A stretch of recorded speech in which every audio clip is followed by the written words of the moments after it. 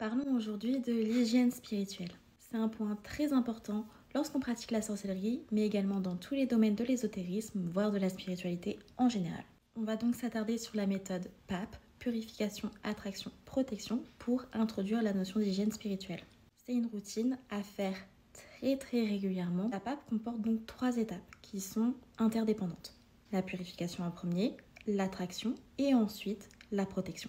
Souvent, quand on n'a pas ces connaissances-là, on va se purifier puis se protéger. Et on va oublier l'étape de bénédiction ou d'attraction et d'élévation des énergies. Donc la purification, c'est en premier. Comment ça se passe? On vient en fait effacer toutes les énergies. Qu'elles soient positives, donc légères, qui circulent, etc. Négatives, c'est-à-dire lourdes, stagnantes, qui coincent, qui se bloquent, qui est délétère, ça efface tout. Bien évidemment, il existe une purification très légère et sélective, mais elle est assez complexe. Et la plupart du temps, on va taper dans quelque chose d'efficace pour repartir sur une bonne base en fait. Pour se purifier, on a un panel énorme de choix. On peut avoir des purifications qui vont être immatérielles, comme la visualisation, le son par exemple, de cloches. On peut avoir également la fumée, d'encens principalement, mais d'encens purificateur, parce que toute fumée n'est pas purificatrice.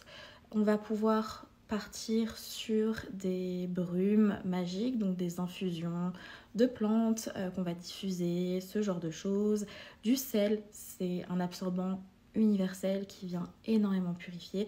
Enfin bref, je viens d'en citer que très peu. Mais en gros, voilà, ça efface tout, le bien, le mal, bref. Donc il faut absolument combler le vide qu'on vient de créer. Parce que l'univers, comme vous voulez l'appeler, n'aime pas le vide et va chercher à le combler très rapidement.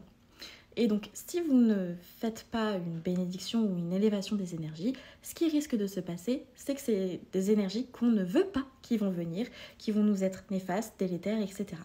Donc, il faut amener des énergies qui nous conviennent. Donc, souvent, on va chercher à avoir des énergies qui vont être plutôt généralistes.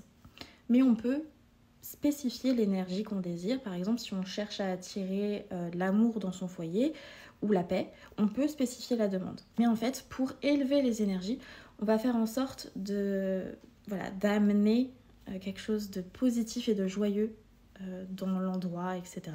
Soit par la visualisation, encore une fois, soit par des méthodes comme par exemple le fait de danser, de chanter, de s'amuser, de faire quelque chose qui nous plaît. On peut avoir également certains types de condensés énergétiques, souvent liés au soleil, parce que le soleil c'est quelque chose qui recharge, qui est très positif, très croissant et attracteur. Et ensuite on se protège sur divers plans, de diverses manières, bref, comme vous le souhaitez et de la manière que vous désirez. Parce que, encore une fois, les protections, il y en a beaucoup trop pour que je puisse les citer. Petit détail, je voulais préciser que il est important en fait de se purifier avant de se protéger.